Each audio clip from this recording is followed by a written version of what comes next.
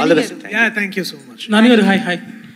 అయితే basically POCSO చట్టం గురించి నిజంగానే మీరు అన్నట్లు ఎవరికి తెలియదు. మన జానీ మాస్టర్ కేసు తీసుకున్నా ఇదే దీనికి సంబంధించిందే.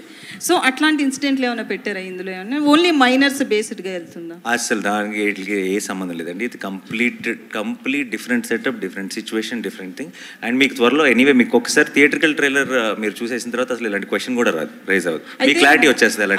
అయితే మైనర్స్కి మద్దతుగా ఉంటుందా మీ సినిమా? అంటే మైనర్స్ లవ్ స్టోరీ, వాళ్ళు ఏజ్ ఇవన్నీ అదే like I said much more details will be revealed later. POCSO related details అన్ని తర్వాత చాలా డీటెయిల్గా మాట్లాడుకుంటాం. ఎందుకంటే లీగల్గా తర్వాత ఇష్యూస్ వచ్చే అవకాశం కూడా ఉంది. లేదండి, దానికంతా మాకు సెన్సార్ అనే ఒకటి ఉంది. వాళ్ళకి అన్ని క్లారిఫై చేసుకొని అన్ని ఎఫిడవిట్లు పెట్టే క్లారిఫై చేసుకొని సినిమా చేస్తున్నాం. సో మీరు ఒక మీరు ప్రాబ్లం క్రియేట్ చేస్తే తప్పితే లీగల్గా ప్రాబ్లం వచ్చే ఛాన్స్ లేదు. మీకు ఆ కంగారు అవసరం లేదు.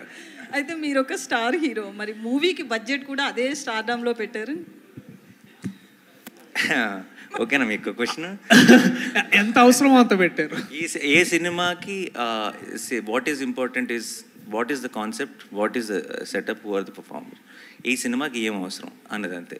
ఒక్కొక్క సినిమాకి ఒక్కొక్క సెటప్ అండి, అంతే. సో ఇట్ డజంట్ ఈ కథని నేను ఎలా చూసానో, ఈ కథకి ఏం కావాలో అన్నీ ఇచ్చామా జగదీష్?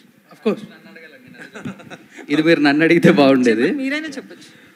అంటే ఇంత ఖర్చు పెడితే తిరిగి వస్తాయా అని ఆలోచించకుండా ఖర్చు పెట్టారు. ఇది మాత్రం షూర్ షాట్.